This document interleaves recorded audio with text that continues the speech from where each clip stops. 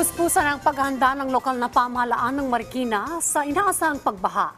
Ito ay matapos ng formal na ideklara ng Pag-asa ang pagsimula ng panahon ng tag-ulan kung saan above normal rainfall condition ang inaasahan dahil sa posibilidad ng La Nina phenomenon. Si Bernard Ferrer sa detalye live. Bernard?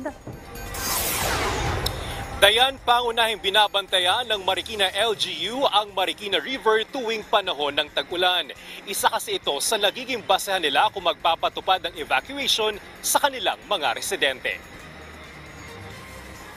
First alarm kapag umabot na ang tubig sa 15 meters, kinakailangan na rin maghanda ang mga residente. Second alarm kapag umabot naman sa 16 meters ang tubig. Third alarm kapag umabot na ang tubig sa 18 meters kung saan ipinatutupad na rin ang forced evacuation para na rin sa kaligtasan ng mga residente.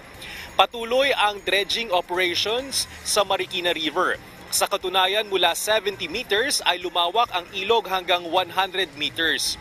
Lumalim din ito mula 15 meters hanggang 20 meters.